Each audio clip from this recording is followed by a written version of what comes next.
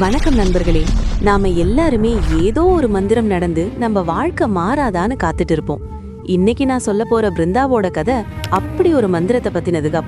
ஆனா அந்த மந்திரம் உண்மையாவே அந்த பொருள்ல இருந்ததா இல்ல வேற எங்கேயாச்சும் இருந்ததா?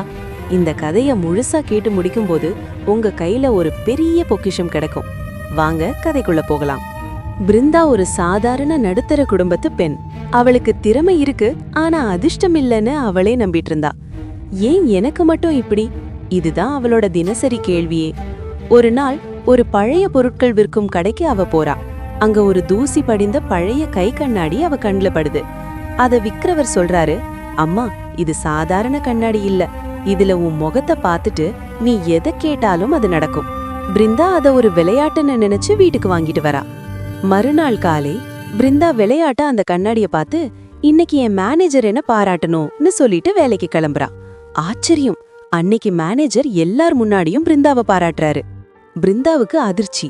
அப்போ அந்த கண்ணாடி நிஜமாவே மந்திர கண்ணாடி தான் போல அப்படின்னு நினைக்கிறா. அடுத்தடுத்த நாட்கள்ல அவ எதை கேட்டாலும் நடக்குது. ஒரு புது கார், ஒரு நல்ல ப்ரொமோஷன், குடும்பத்துல சந்தோஷம் எல்லாமே கிடைக்குது. பிருந்தா இப்போ அந்த கண்ணாடிக்கு அடிமையாயிட்டா. அந்த கண்ணாடிய பார்க்காம அவ வீட்டை விட்டே வெளியே போறதே இல்ல.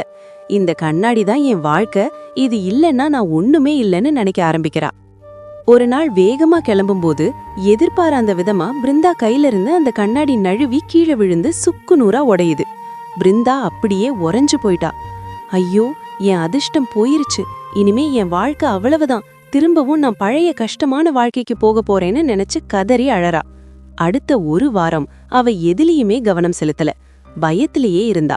அவ பயந்த மாதிரியே வேலையில தப்பு நடக்குது, வீட்ல சண்டை வருது. அப்போ அந்த பழைய கடைக்காரரை தேடி ஓடுறா. ஐயா, கண்ணாடி உடைஞ்சு போச்சு, எனக்கு வேற ஒண்ணு கொடுங்கன்னு கெஞ்சிரா. அந்த பெரியவர் சிரிச்சுக்கிட்டே சொல்றாரு, அம்மா, அந்த கண்ணாடி ஒரு வெறும் சாதாரண கண்ணாடி தான், அதுல எந்த மந்திரமும் இல்ல. பிருந்தாவுக்கு புரியல. அப்போ நான் கேட்டதெல்லாம் எப்படி நடந்தது? பெரியவர் சொன்னாரு, அந்த கண்ணாடி மேல நீ வச்ச நம்பிக்கை தான் எல்லாத்தையும் செஞ்சது.